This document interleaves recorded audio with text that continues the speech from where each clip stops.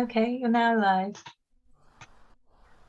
Well, good afternoon or evening, ladies and gentlemen, depending on where in the world you're viewing this session from, and welcome to this presentation in the Edgware United Synagogue Adult Education Program entitled When Cantors Ruled the World by Cantor Beny Maissner. There are some who claim that there is little interest in the modern world in traditional hazanut, but I would like to tell you that the poster for this event was liked on Facebook by people in every continent: the UK, France, Germany, Italy, Spain, Portugal, Montenegro and Russia in Europe, the USA, Canada, Guatemala, Argentina and Brazil in the Americas, South Africa, Israel and Indonesia, and even Papua New Guinea. The fact is that online cantoral sessions have created a worldwide interest in high quality hazanut, with many people who have not had in the past the opportunity to appreciate this music being able to participate on equal terms with those fortunate enough to live in large communities where cantors are still employed. And who better to enthrall us with music from the golden age when people flocked to their synagogues and the concert halls to hear cantoral music at its best than Beny Maissner. Cantoral music is written into his DNA. From his early childhood days in Tel Aviv, when he was influenced by Shlomo Ravitz and the three Chazanim, his uncle Israel Alter, Lieber Glantz and Moshe Ganchoff, to his long career in Toronto as a versatile shatz and performer, to today in retirement as a highly sought-after teacher, mentor and lecturer, hazanut has been at the forefront of his life. He has performed at the major concert halls throughout the world and has consulted and sung on documentary films for the Canadian Broadcasting Corporation. He was awarded the Cross of the Merit of Order of the Federal Republic of Germany, the country's highest civilian honor, for his contribution in restoring and preserving the great Jewish musical heritage of Germany. In Europe, we are indebted to him for his support and assistance, and he is regularly a contributor to sessions educating people about the importance and need to disseminate information about the cantors and their music. So over to you, Cantor Beny, and I know that we shall hear most enthralling talk.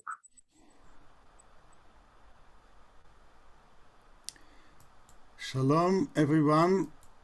It's a pleasure to be here, and here we go. Can you see that? Just wave your hands if you see, if it's clear. Tremendous. בימים ההם, בזמן הזה. In those days and in our time.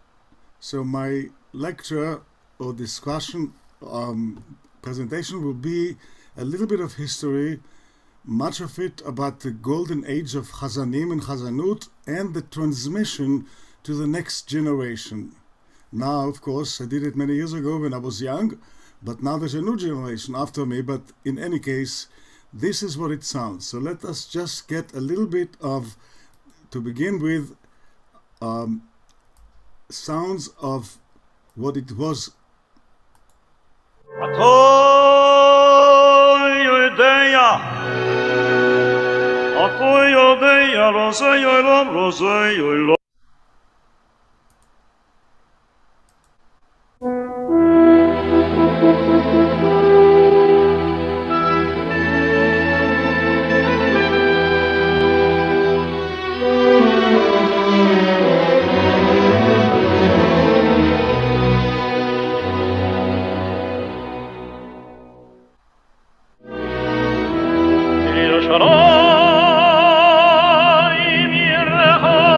This was just a teaser.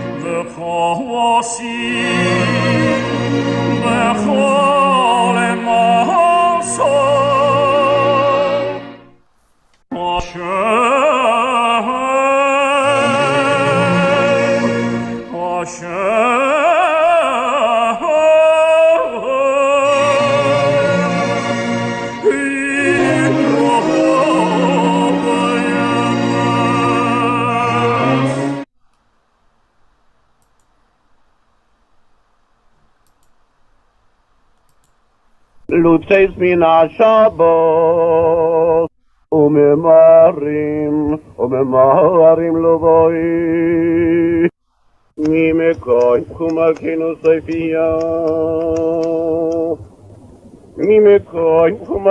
soifia Vetiem meloi chulenu Kim chakim anachnu elo Lutzeis min ha There will be plenty of talking and explanation. I just wanted you to be familiar and get the wide scope of styles of Dor HaZahav, the Golden Age. What you just heard is the most sophisticated art form, the art of hazanut, blossoming from a solid foundation and rich heritage of what we call the backbone synagogue liturgical chant, whose owners are the honored title of the Baal Tfilah, Precentor, Shaliach Tzibur, Paitan, indeed the Master of Tfilah. In a short part of historical kind of bringing up to the Golden Age, the original of Jewish music can be traced back academically, theoretically, to the temple years, of course, and the Shaliach Tzibur that developed out of it.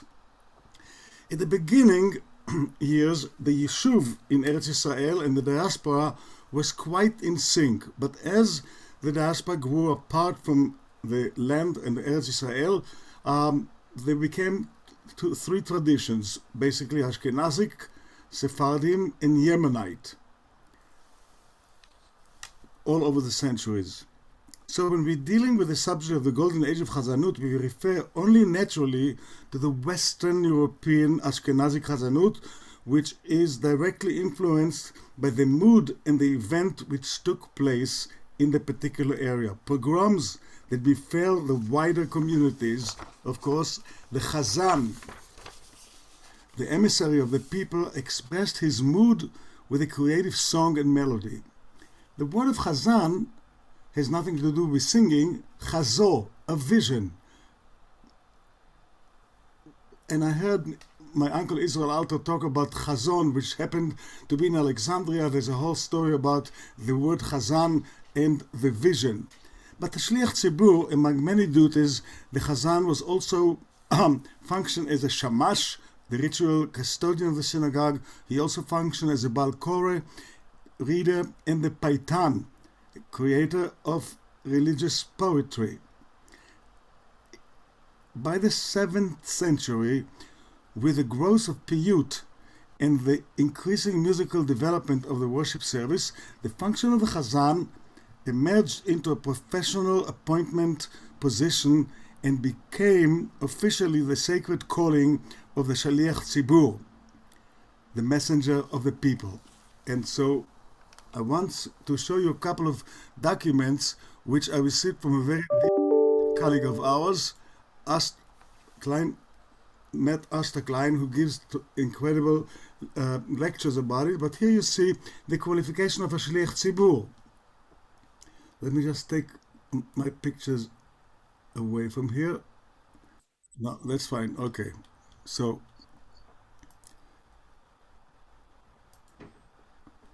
the Shaliach Tzibur, we have, it's something happened with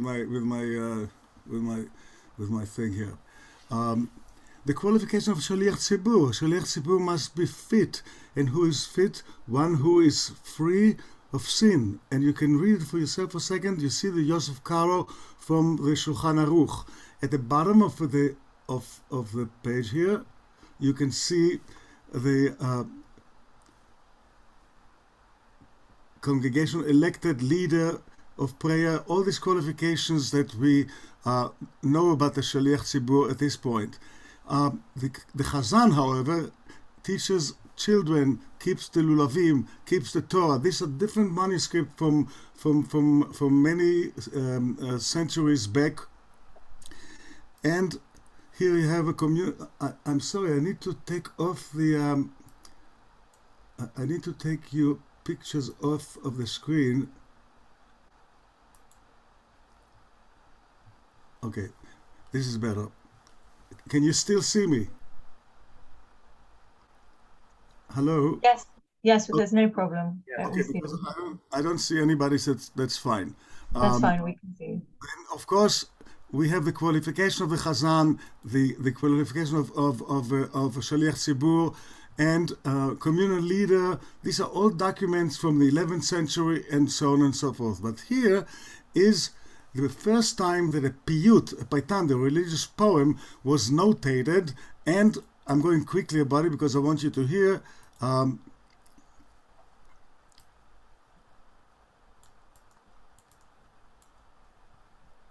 It's always something with my screen.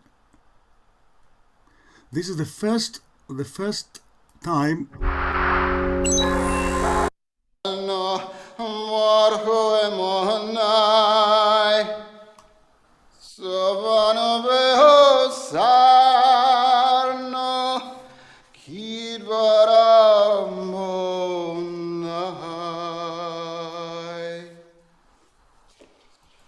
Translation of the text.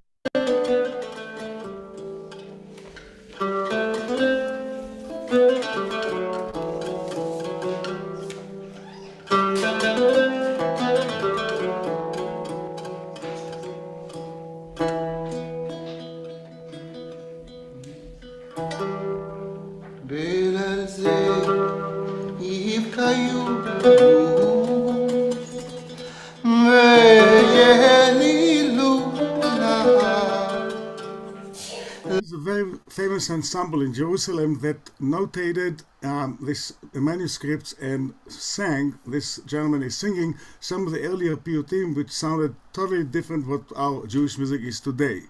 But I must tell you and share with you another document. During the medieval time, with the horrific persecution of the Jews, the song of the Chazan in it suffered greatly. The quality of Jewish liturgical music was blemished by the Chazanim. Instead of nurturing and guarding the traditional elements of synagogue music, they chose to trivialize new and local melodies for prayers, as in many cases it is today. So here is in Hebrew, of course, I didn't translate it, but it is אבל מתייחד בנפשו כי מעשיו מלווה ומזולה. It's very cheap way in which the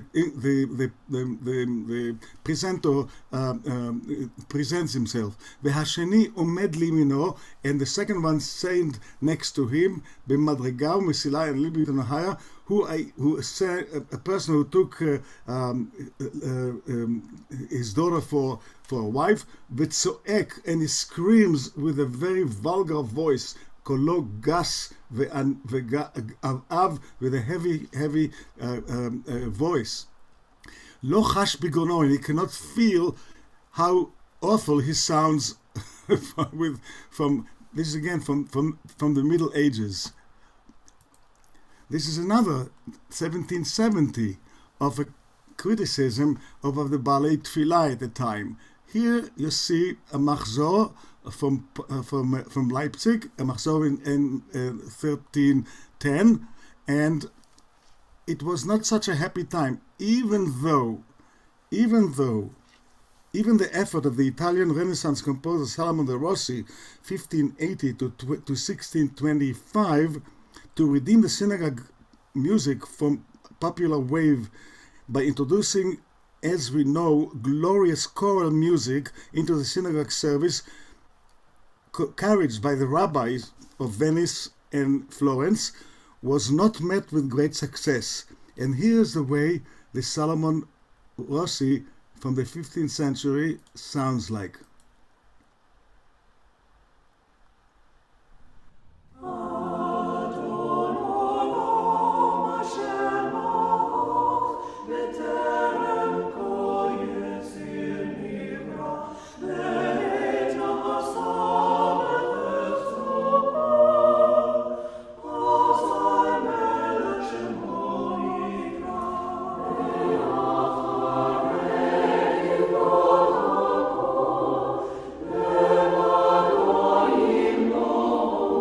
So imagine in the 1506 until 1623-25, we know about Solomon Rossi creating the most incredible 3 voices to 8 voices of choral music, but it did not last for a long time. We don't know where he disappeared. We don't know where he died. I think he was also the musician of the court of the Duke of Mantua, and some fights between houses of royalty probably made him disappear. But later on, we see what happens here. Here's another manuscript from the Middle Ages, where they praise the Sephardi community, She'erei Bnei Israel, for the remnant of the people of Israel, who are sitting tachat malchei Ishmael, who are sitting under the kingdom of the Ishmaelites, and Bnei Italia, from Italy, and also Yoshvei Pe'ah, another diaspora, Uvenei Sfarad, in Portugal and Spain, which is very spread and separated from the Babylonian community and all the other communities around, in Persian and Madai. And then Kulam Menagnim, Harav Kulam Menagnim, most of them are singing Benachat Ubesafa Bura, with a beautiful, beautiful voice. Dovrim Tevot Kashuva, in our pronunciation of the Hebrew is beautiful. Ein achat ke'aruka v'chavero k'ktzara. There's no longer or shorter syllable, and this is the right way. And more. And of course, we know about Prague, which was a very big center for Jewish music in the Middle Ages and until, of course, our own time. So that brings me, I'll keep it here, that brings me to the main subject. I mean, I went through this quite because I used to talk about it without showing those documents, but what I want to talk now is, of course, the beginning of the modern era. And the modern era was starting with the father of the mother of the modern cantorate, and his name was Chazan Solomon Sulzer, 1804 to 1890.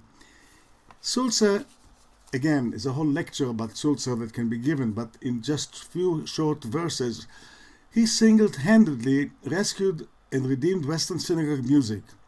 He elevated the sacred art of the praying from its banal and primitive stature. He was the first Chazan who was an accomplished musician and knowledgeable in Hebrew harmony and the Jewish modes. His musical style is a distinct combination of the old world with the new. His was the first attempt to present modal, non-Western harmony into Jewish liturgical music.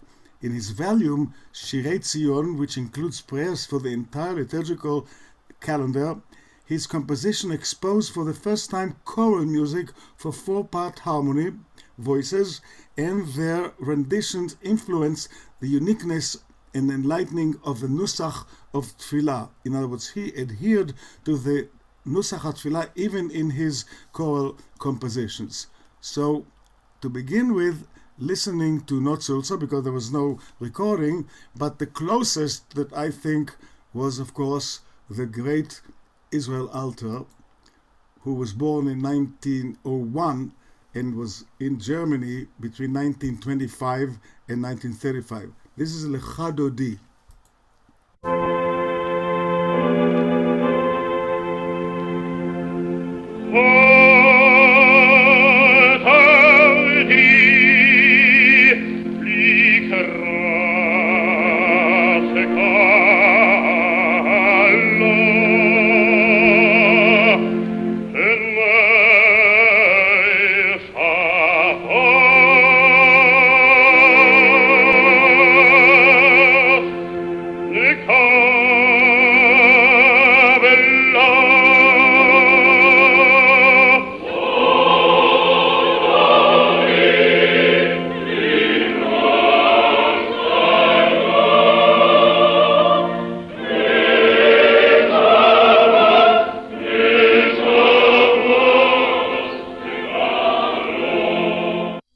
Segments are edited little pieces from gigantic recording. Of course, this recording is a miracle that it survived.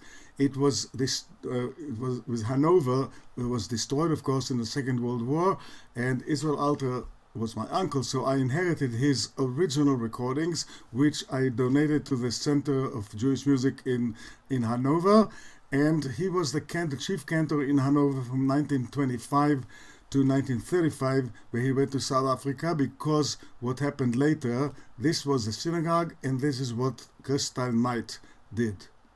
That's enough about Israel Alter himself. I just want to show you, and they say in the early days that his voice, whoever heard Sulzer at the end of the 19th century, the beginning of the 20th century, that his voice very, very colorful in timbre to the sound of Sulzer, and certainly in the style of that particular. So, as Vienna was and is today a musical center, its famous composer as Franz Schubert, Liszt, Meyerbeer, and Paganini honored Sulzer not once in attending their synagogue. In Vienna, he says, Franz Liszt, we have heard the famous tenor and the cantor Solomon Sulzer. There we could connect with his soul, and through him to get to know the music of their ancestors. Sulzer was a very close friend of Schubert, who considered him to be an authority of authentic Jewish music, and Franz Schubert created and composed a beautiful Tov Lehodot, Psalm 92, in honor of Sulzer. And here's a recording that my choir sang in Nuremberg in 2000.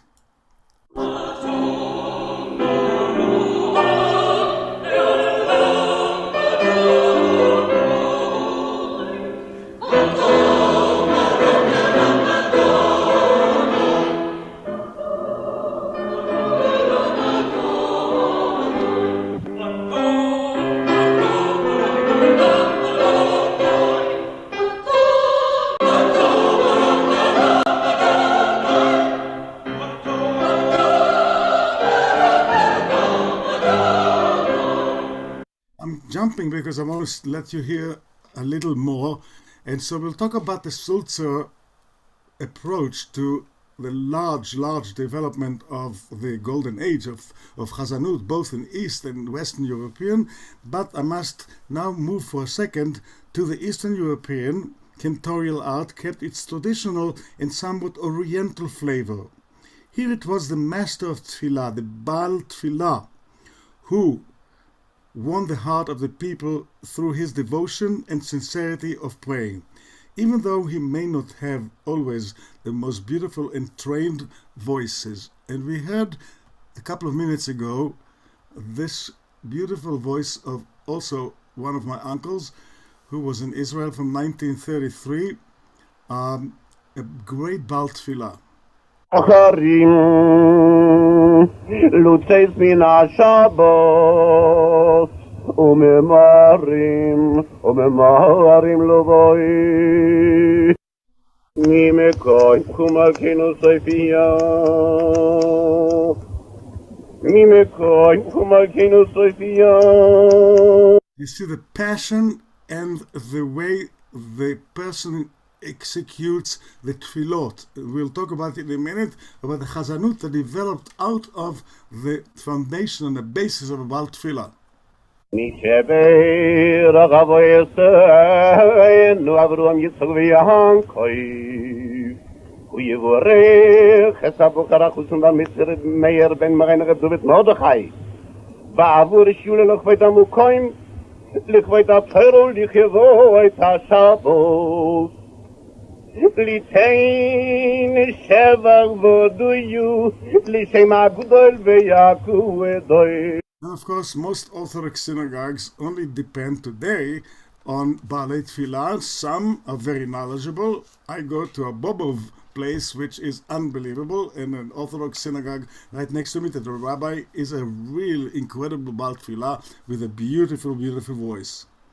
Later, we witnessed that cantors of Eastern European training who carried out a traditional style as well as being versatile in musical knowledge. At first, the East European Chazan neglected the Western European style because it called it galochish. It's like too churchy, and it didn't reflect the emotional impact that a Baal Tfilah did. Though not too long after, they adopted this new approach and synthesized it all together in a new form. Thus began the golden age of the Chazan, rooted deep in the great musical tradition of Eastern European Jewry before its destruction and rebirth in North America. For instance, Pinchas Minkowski, who composed Shir HaMahalot 1859 to 1924, was from Odessa, who entitled Sulzer the father of the new song of Israel. Abraham Bernstein, a musical contribution from 1866 to 1932 from Vilna, was called Hazanut HaHaskalah, this new cantorial art, the art of the intellectual mind. What distinguishes especially the Eastern European from the West is the approach to the cantorial art with a mixture of the intellect and the outburst of emotional expression, namely, as we call it, Hazanut HaSeder, the orderly Hazanut, and Hazanut HaRegesh, the emotional, heart-yearning Hazanut that we know. So when you hear different Chazanim, you may not distinguish between West and East, except in the Sulzer and Lewandowski, of course, it's much more like oratorio, Mendelssohnian, but in a minute you'll see the great, great composers of East Europe doing the same thing that the Western European contributed. But I want to make sure that you understand that the difference between Hazanut HaRegesh and Hazanut HaSeder. This striving order and aesthetics was adopted and influenced by Sulzer in West Europe, while the inner spark of traditional emotional sigh and intuitive outburst was received from Nissi Belzer of East Europe. Now, let's listen to this. This is Israel Alter, who was from Lemberg and went back from Vienna to get married in Lemberg with a capota. But this is Hazanut HaSeder, the orderly, calculated, every note is calculated.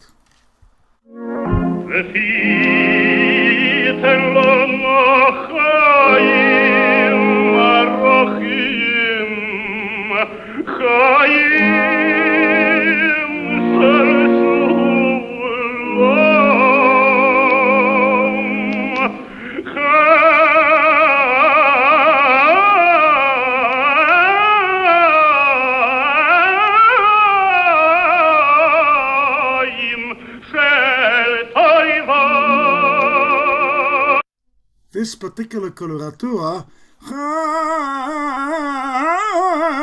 is calculated so much so that when I was a child and I asked my uncle, give me the music, he said, I'll give it to you, but who is going to sing it for you? That is still calculated, even though it is East European. And here's another piece of Israel Alter. Actually, this Hashkivenu was written by his brother, my name is Benjamin Ze'ev after him. This is a little piece of Hashkivenu.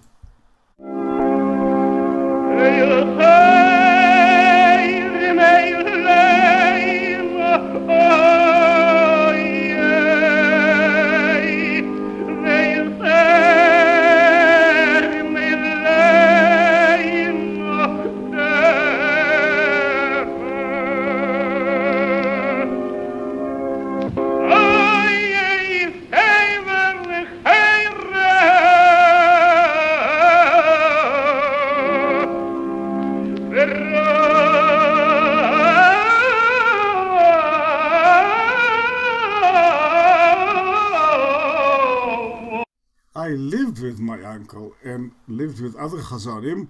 This is all calculated. But now listen to the outburst of the East European, one of my favorite, if not the favorite Chazan of mine. I always listen to him. He's recording before the high holidays, and Yossi Bierling, of course, in the opera. This is Mordechai Hershman.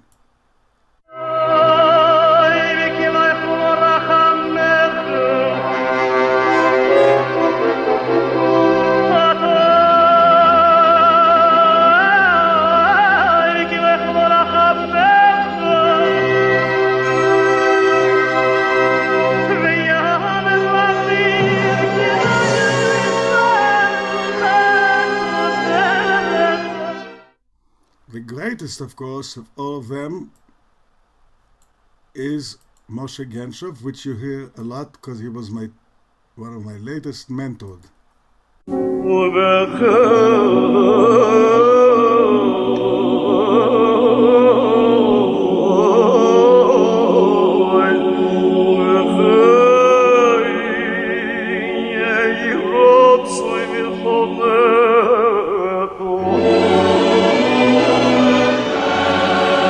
Technology does everything. The piece is a Tayodea Razei Olam from the High Holidays from the Vidui, and it's written totally different. I have a recording of it, and later you'll see the difference between the two.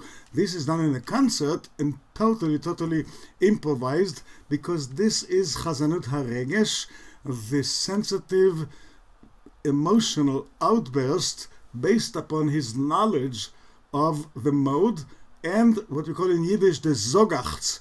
Zogachts is like almost saying it, not singing it. And here, I'll skip these two, just show you Israel Alter was singing in Carnegie Hall and different. No, wait, I need to show you.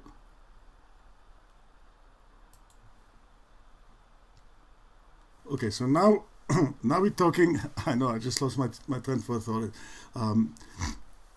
Israel Alter, of course, was an East European Lemberg Polish Jew, and in Germany with the German Jews, he had to sing all these Sulzer and Lewandowski things, but he also recorded in this incredible big choral tradition. So here is something that you probably heard before, at least the melody.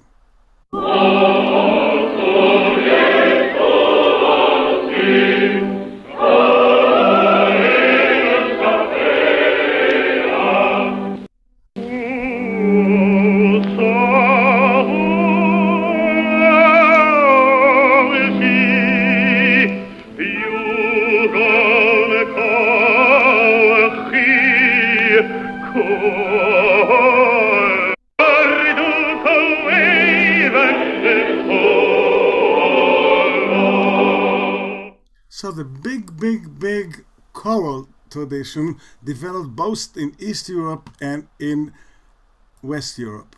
And here are the two great examples, which I just play a little bit, of this composer Zilbert's incredible El Melech Yoshev Al Kisei Rachamim, which introduces the most incredible East European musical tradition, but also the cantorial glory of the Chazan.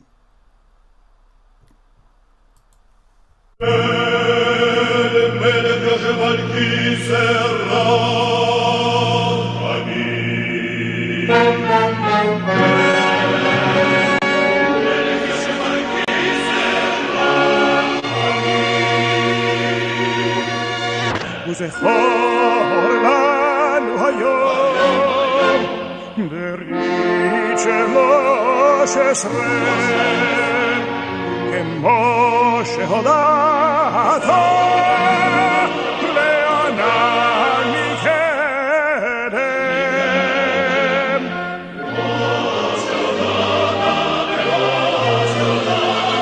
וירד עד השם בענן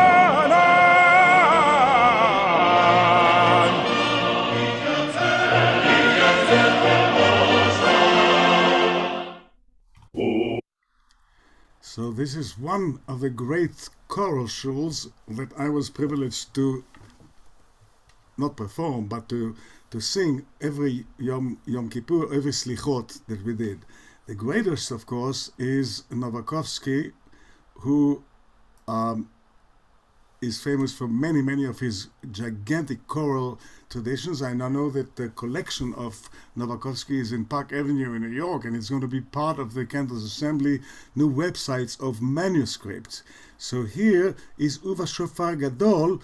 You'll hear the magnitude of both traditional Jewish modes of Nusach, but dressed up in many cases more difficult than opera, but we'll talk about opera and hazanut in a minute.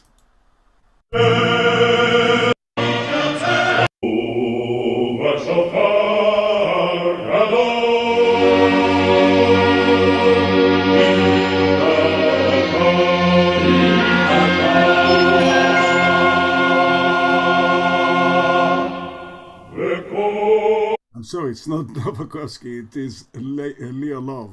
Leolov wrote incredible Yiddish songs, of course, but two of the most famous one is Adudale and Adin Torah Midgot, which are Yiddish art songs, but this is Vashofar Gadol, one of the great pieces of High Holiday Liturgy, if you have a choir.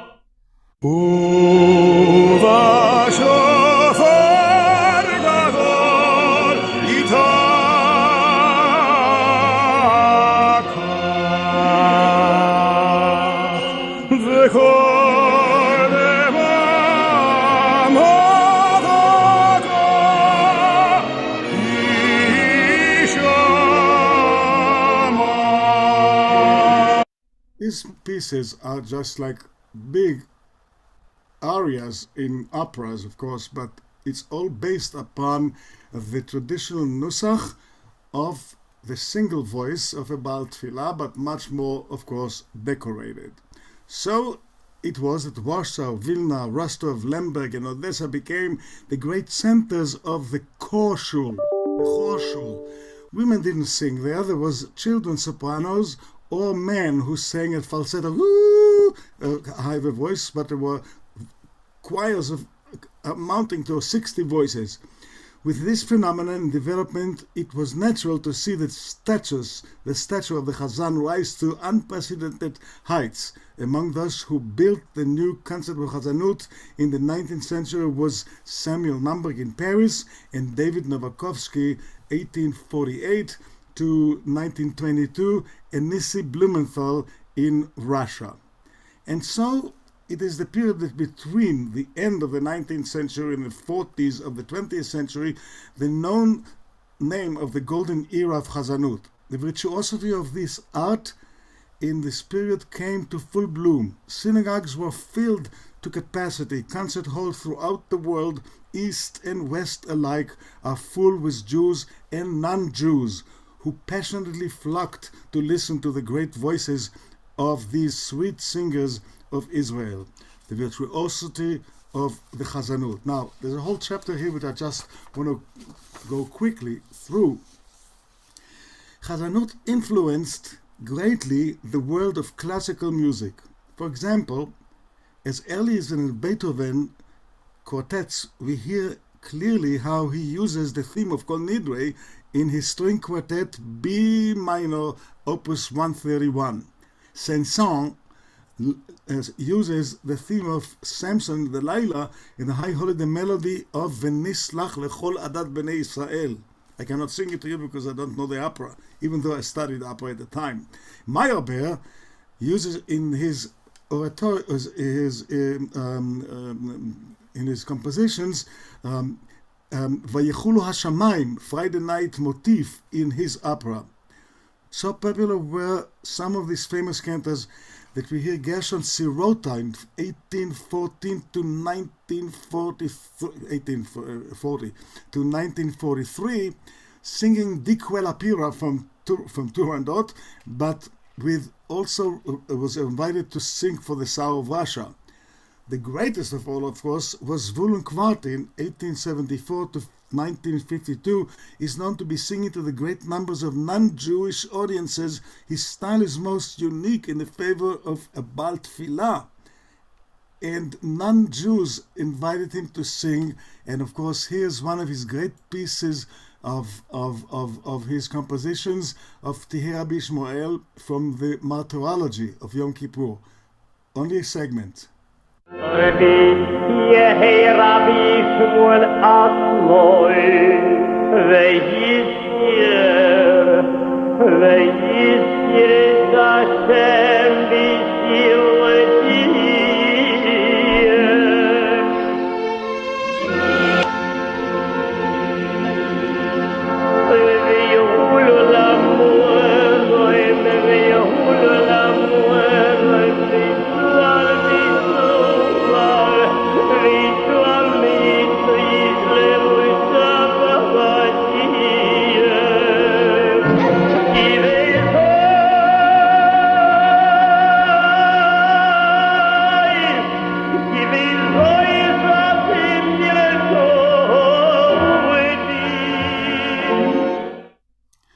You have to understand that whatever you hear today on Zoom and synagogues productions with the most incredible sophisticated technology, you cannot compare these recordings from the 20s and the 30s to what we hear today, but you can understand it.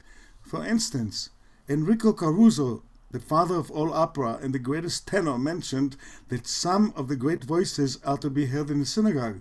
He especially had a great admiration for Hazan Yossele Rosenblatt in 1882 to 1933, who enriched with his incredible voice the Jewish soul throughout the world. Yossele's voice was humongous, and it's known that Caruso expressed his concern, saying that he was lucky that Yossele Rosenblatt was an observant Jew. Also, the Edison Company said that they never heard the size of a voice like Yossele Rosenblatt.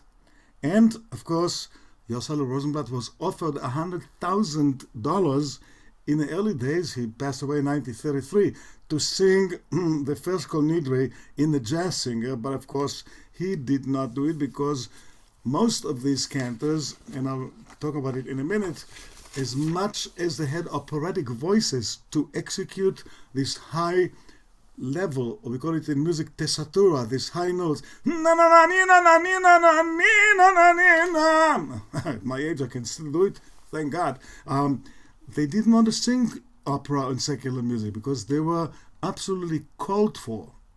Now I'm jumping, and I want to share with you something very beautiful. The opera fever among the cantors, because there were some cantors, and actually I'm preparing a fun lecture, the opera fever among cantors, not only the two that you'll hear now, but here are three examples of incredible cantors who became very famous opera singers. So listen to Richard Tucker, who is singing Tzadik Ad Hashem B'chol Derachav Slichot.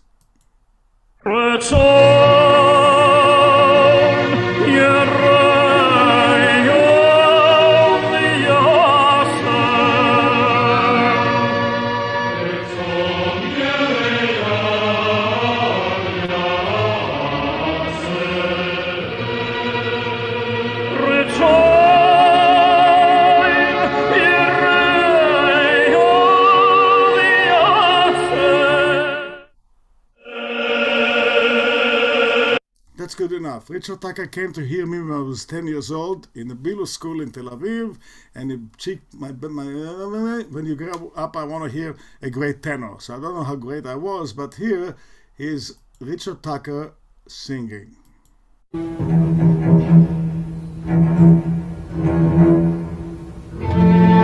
Recitar mentre preso dall'elirio non so più quel che dico e quel che faccio, eppure dopo staccati, ah, sei tu forse l'uomo.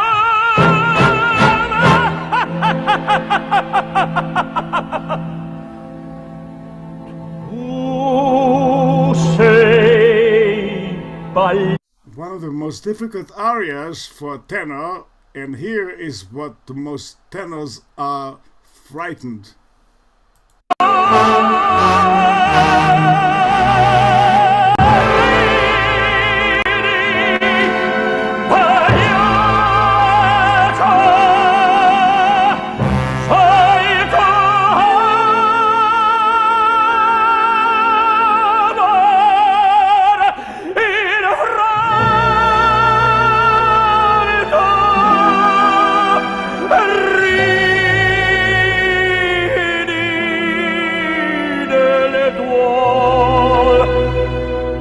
Richard Tucker was beloved in Italy because every aria that he sang from his heart of hazanut, Recondit Harmonia, Elucevan le Stelle, everything that he sang was with his passion. He never cancelled a performance, and he was one of the greatest, but also a great chazan. Now you hear Jan Pierce, who was also a chazan.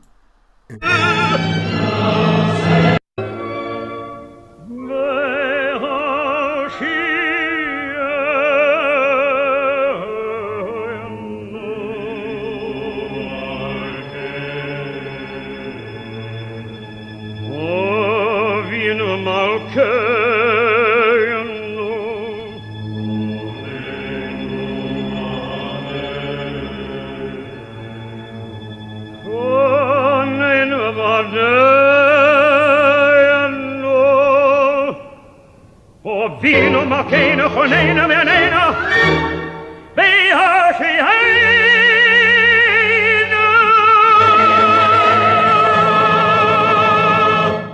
Just one little thing, of course.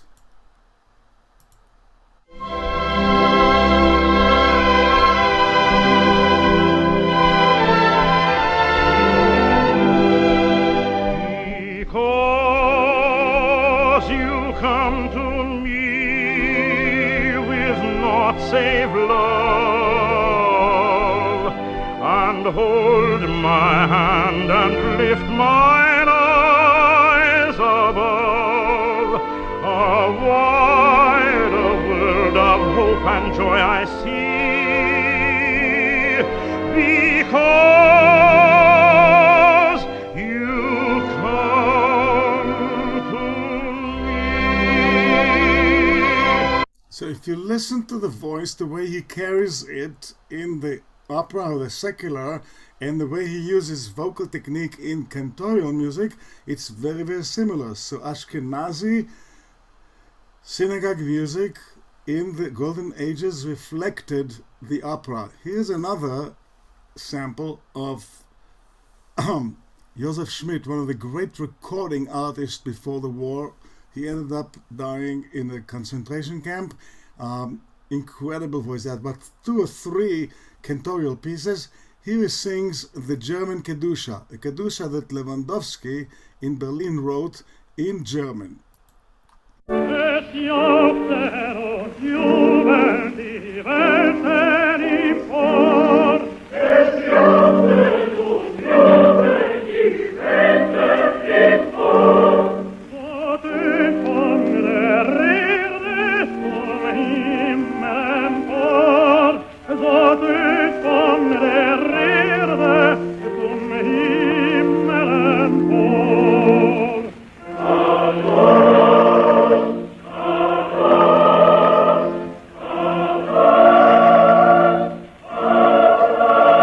You hear Kadosh, Kadosh, Kadosh is Kadosh, Kadosh, Kadosh, which we sing now, which is backbones of synagogue music, Orthodox, Reform, and Conservative. The whole world sings it. If you ask an Orthodox Jew who wrote it, he'll tell you that Baal Shem Tov wrote it, but not. So now I want to show you something which is very unique. You know that there were 4 brothers, Moshe, David, Simcha, and Yaakov, and Moshe, of course, is the king. But Simcha Kozubitsky sang something that Yosel Rosenblatt wrote, Adhen Azarunu Rachamecha, which is from Nishmat, and you need to hear the exact operatic influence of this composition.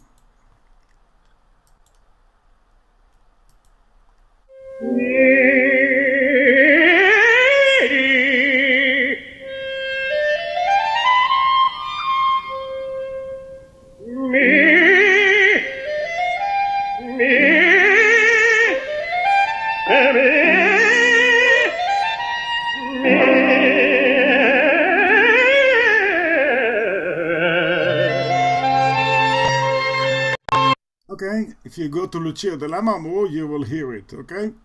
But then you hear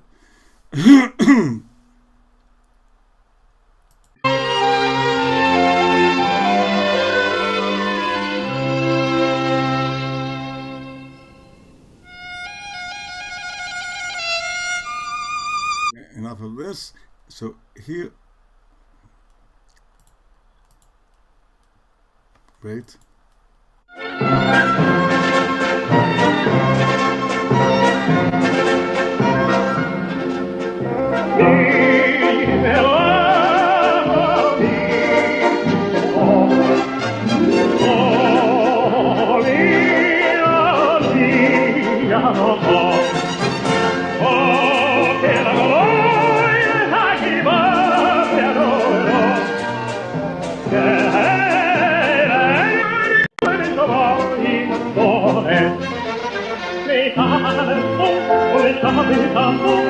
Tell me that this is not Verdi. But then he comes back to Chazonis at the very end.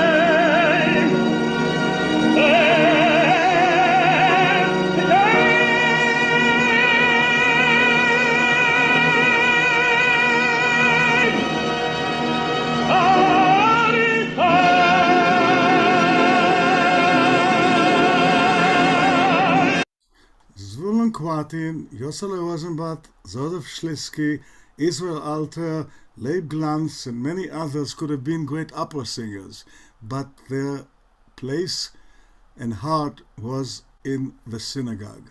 But to me, my friends, with all my mentors, there was only one, even though my uncle was Israel Alter, but there was nobody like Glanz, and nobody like Glanz, and I predict that nobody will be like Leib Glanz, because he's unique, and I'm preparing a special lecture all about Leib Glanz.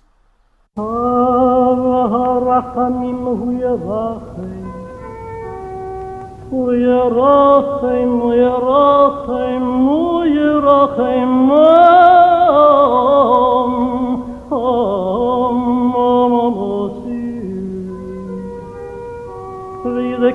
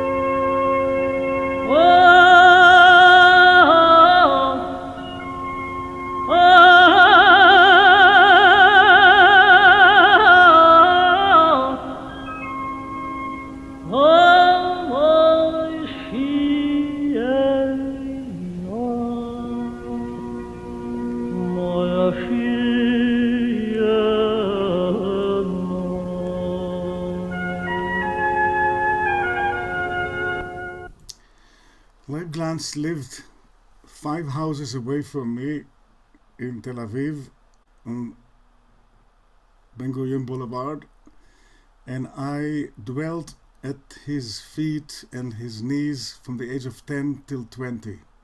There's a book that his son Jerry put together by articles about Glantz, and he's really the one who spoke to God, because every word and every coloratura and every nuance and every twist reflected his passion for Zionism, for Eretz Israel, and for the Jewish people. So I'm skipping this now, and I'm going to ask you if we can stop now, because it's an hour, or have about 15 minutes of sharing with you what happened with the next generation. So here's my earlier. Do we have more time? Yes, please continue. Okay, let me just take this off. Okay, so when I was 8 or 10 years old, this gentleman, Shlomo Ravitz, built an entire generation of Balei Tfilah and also Chazanim. This is the age of 13. I'm putting the Hanukkah candles on the main auditorium on the balcony in Tel Aviv in front of 3,000 children or people. This is the way I sounded at the age of 14 with Yossi Molovani accompanying me.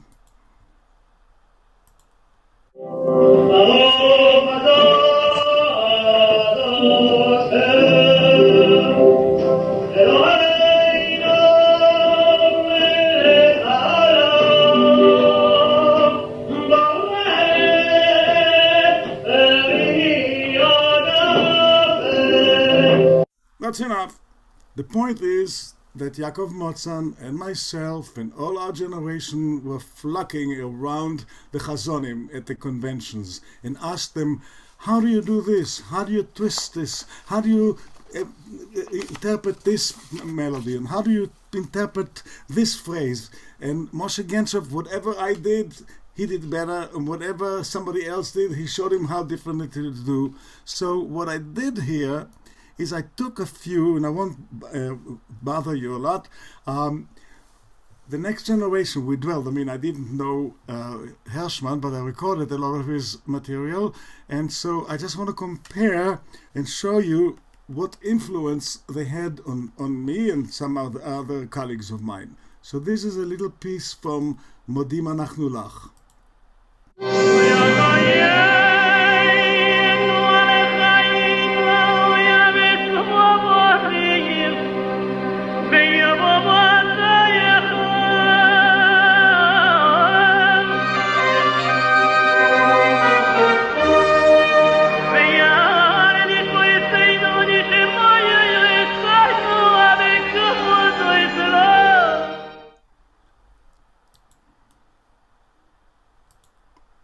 This is me.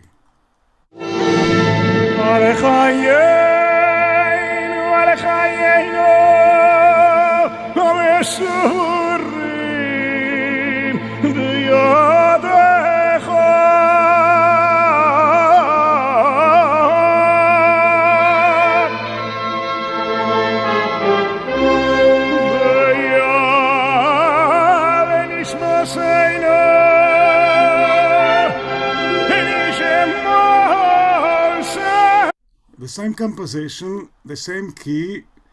Here's Elo Devarim, the way Moshe Hershman sings it.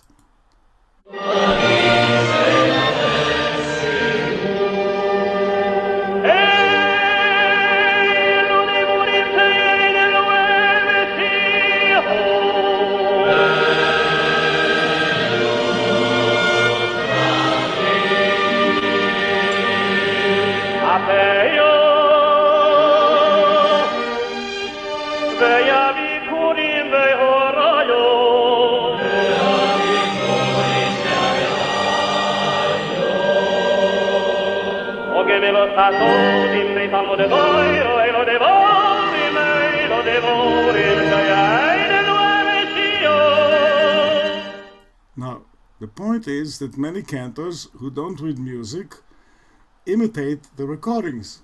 We, our teachers, never let us do it. They bled us to death to do it the way that it will come out of our own neshama based on the music, because we really never studied with those early.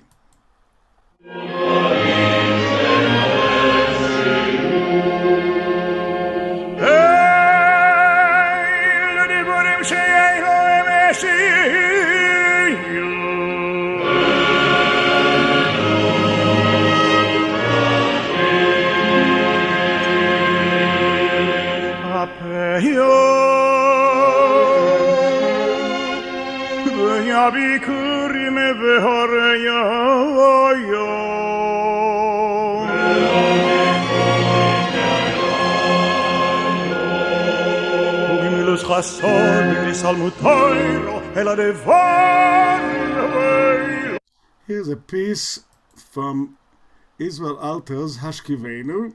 This is his first publication book that was done in South Africa, and he writes me his own dedication. So this is one little phrase, Ufros Aleinu.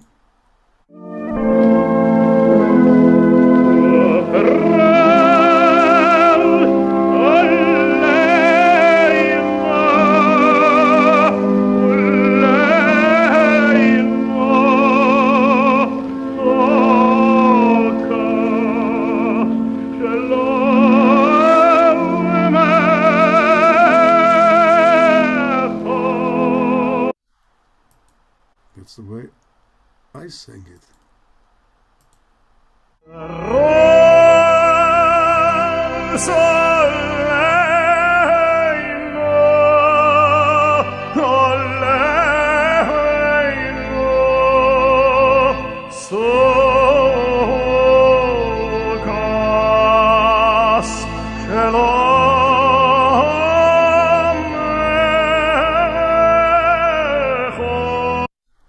I'm skipping a few of them because it's not that important. Shetislach lanu al kol peshainu. These are different phrases from different compositions. Again, from Ata Yodea Razei Olam.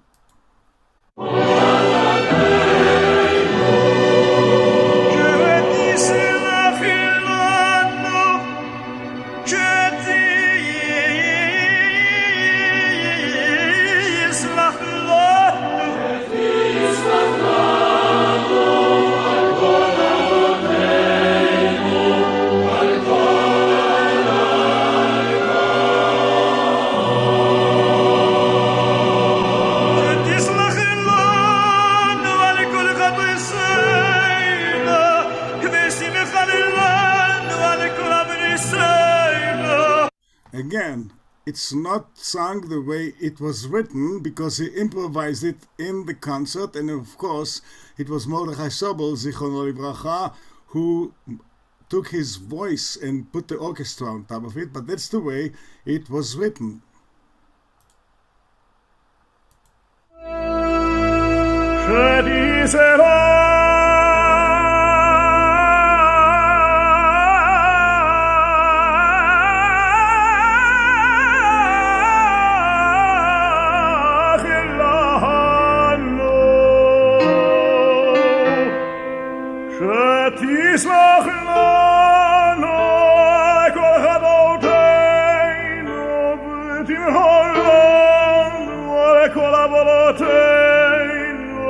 I do remember how he coached me on this piece, the way it was written, but he also told me how to put in my own DNA, which I brought with me, of course, as a child. Here, another, we're almost done here, I just want to show you the Hashir Shaliviyim, one of the pieces that Genshov wrote together with my uncle. השיר שהלוויים אומרים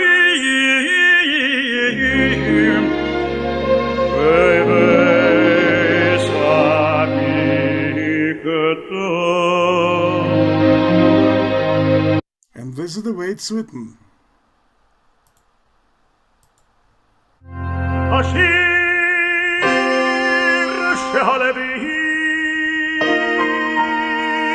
היו אומרים בבית המקדש היו אומרים בבית המקדש.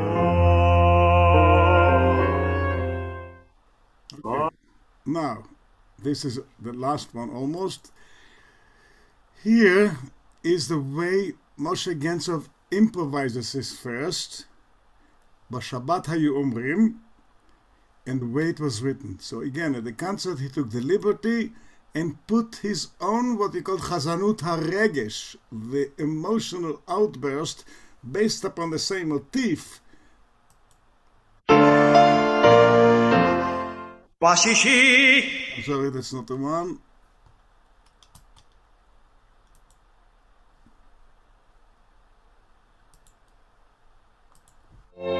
בשבוס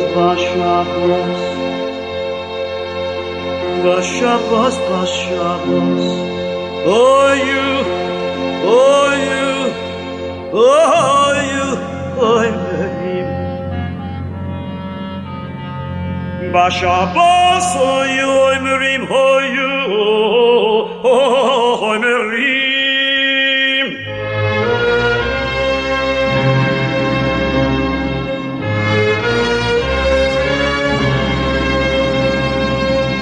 I witnessed the way Alter and Genshov argued about every phrase, Hashir Shaliviyim, which comes right after Musaf on Shabbat. But the way that was written, I wanted to show you how he improvised and how I did what's written, I hope also with some Chazanut HaRegesh, a little bit of the emotional.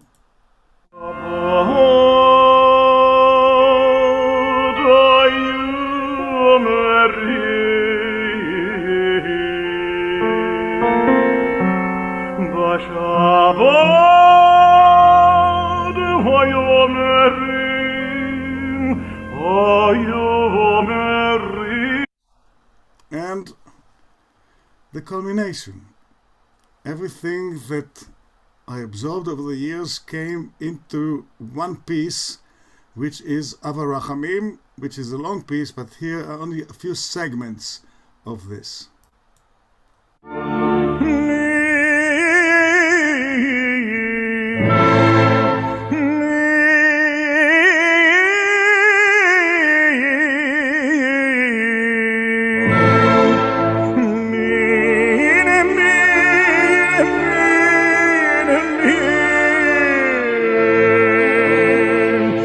השעות הרעות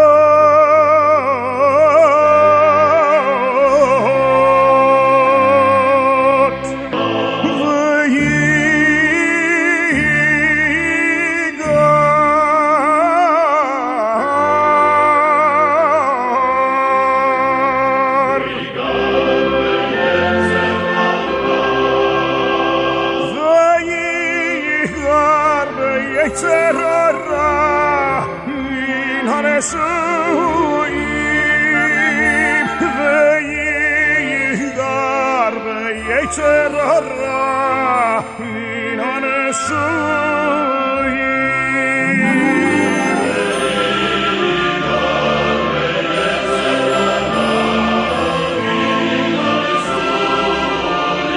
ויגר ביצר הרע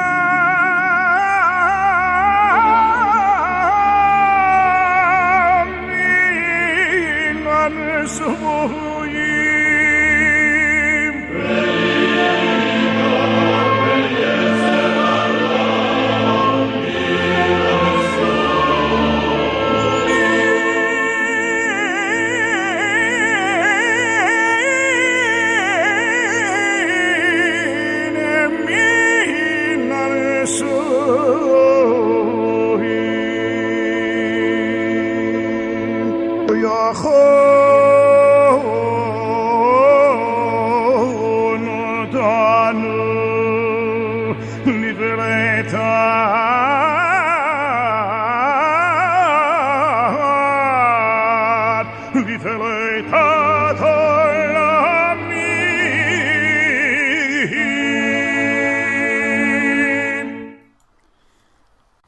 Three short thoughts. I see myself linked to this sacred tradition.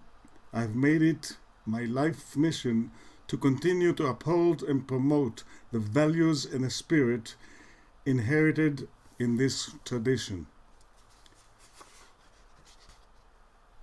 Hazanut is an authentic art of our people which expresses the very soul of our being.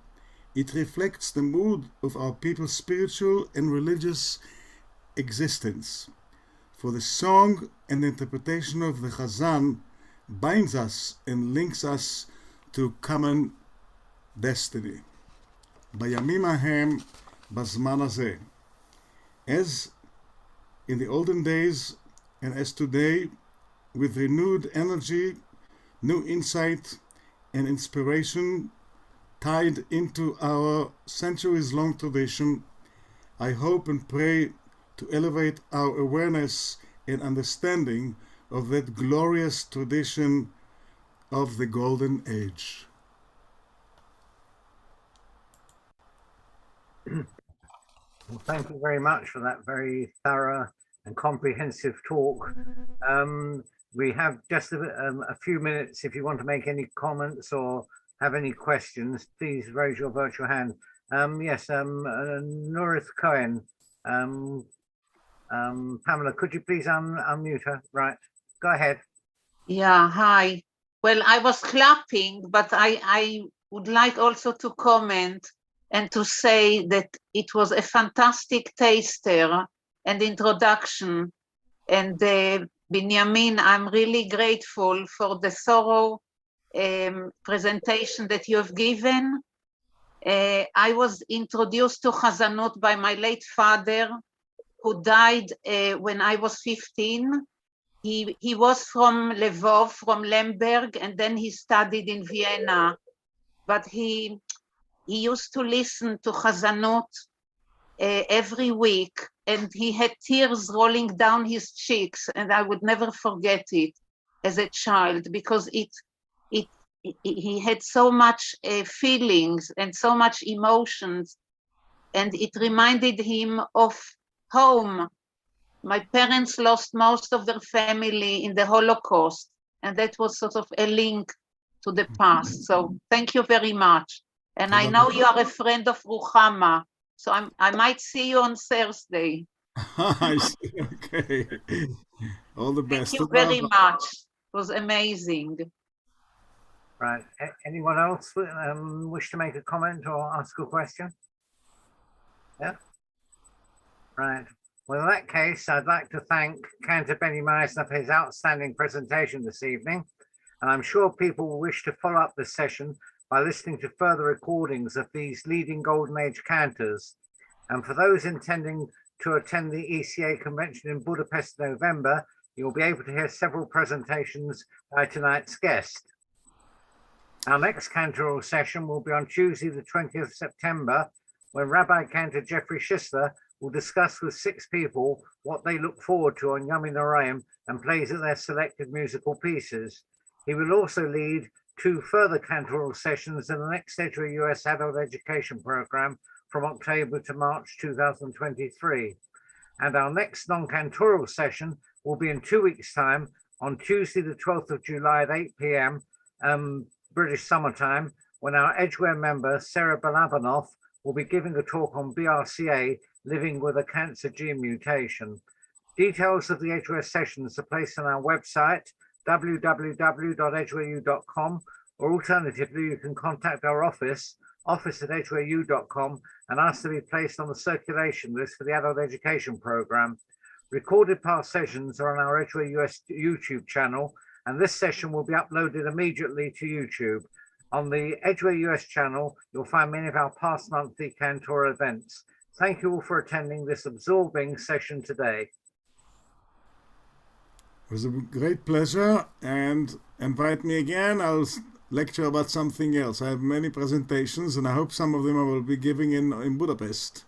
But thank you for listening, and thank you for inviting me. Thank you very much.